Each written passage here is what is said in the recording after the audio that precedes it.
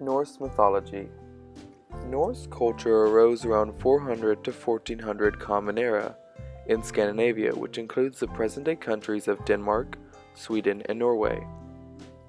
Around 800 CE, the many chiefdoms who were scattered across the land were consolidated under one king, marking the beginning of the Viking Age, which lasted approximately until 1050 CE. The Vikings were a fascinating culture. However, first things first, let's clear up one misconception about them. These never ever existed.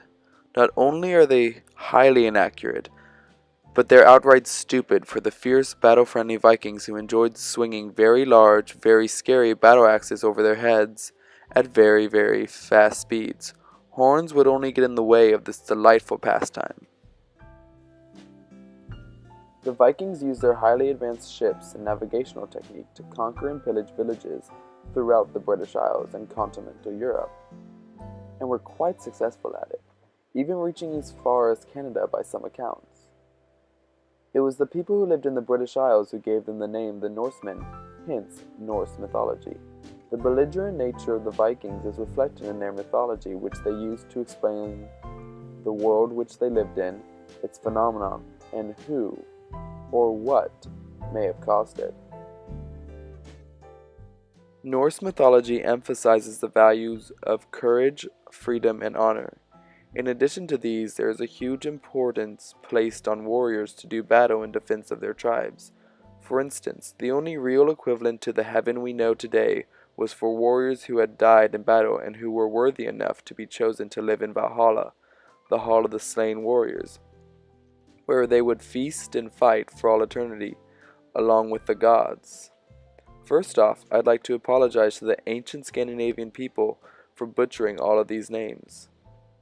The Norse gods existed in two families, the Aesir and the Vanir. Odin is the chief of all the Norse gods, and is the god of wisdom and warriors. He relies on cunning and wit in battle to win. Thor is the god of thunder, lightning, and storm. He is often viewed as the protector of humankind, which is why he plays such a key role in the mythos. He relies on strength in battle to win. We'll touch back on Blandr later in the video. Frigg is Odin's wife and is the goddess of childbirth. Now the reason why I mention what they rely on in battle is that the ancient Scandinavian people used how one fought as a key insight to the person's personality and their traits, or in this case, the personality and traits of an immortal superhuman. Now that was the Aesir. This is the Vanir. The Vanir includes Njord, the god of the sea, and his children Freya and Frigea. The two families fought for a long time during the early history of the mythos. However, they united under the Aesir and Odin's rule and are now at peace. Contrary to popular belief, Loki, the god of trickery, despite having a major role in religion, is only really important regarding the coming and playing out of Ragnarok, the end of days in Norse mythology. However, other than Ragnarok, Loki was the source of a major conflict when he tricked Blandr's blind brother to kill him. You see, Blandr was invincible to everything except for mistletoe, and the gods would have fun by attacking him with all the weapons they could find and watching him remain unharmed. So Loki constructed a spear out of mistletoe and gave it to Blandr's blind brother to throw at Blandr, which eventually ended up killing him through the wounds he received. Because of this and other nuisances that Loki had caused the gods, they chained him up to a rock with a snake dripping venom down onto him. This caused him immense pain and was used to explain earthquakes in the natural world. These types of explanations, as well as the gods using their domains in battle, were how the Norse explained the existence of natural and moral evil. This is very similar to the cosmic conflict theology we have in Christianity. Who is the devil, you might ask? Who is battling the Norse gods? Who is causing my pain each day? Who made it so that my iPhone was in charge this morning? Well, primarily in Norse mythology it is the giants, although I'm not sure if they're responsible for your iPhone or not. The giants are mostly described as ugly, nasty beings who find joy in causing pain and trouble where there is none in the world, and they eventually join Loki during Ragnarok to bring about the end of days. Along with the existence of gods and giants, there exist the humans, who inhabit Midgard. They are typically the ones the least involved, but the most affected by the cosmic conflict between the gods and the giants. There are also the dwarves who, despite this video, are quite a bit shorter than human and inhabit Nildamir. They are also excellent craftsmen and craft many gifts and weapons for the gods.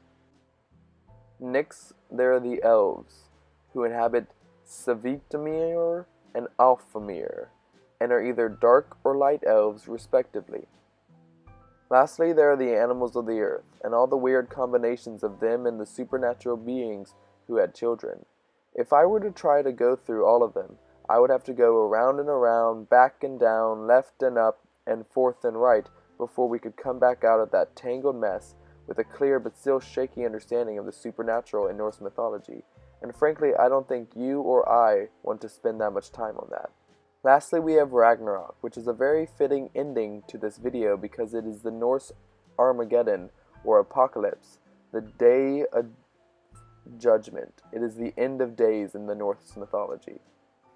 Ragnarok begins when Yogdamargen, the world serpent, lets go of its tail and lets sink Midgard into the great sea. The world serpent is a child of Loki and a giantess. When it was born, Odin cast it into the great ocean, where it grew so big that it was able to grasp its own tail in its mouth and wrap around Midgard and keep it afloat. The world serpent and his sibling Fenrir, a giant firewolf, along with their father Loki, were the main antagonists during Ragnarok. They claimed the lives of Odin and Thor, however, all three of them lost their lives in the process.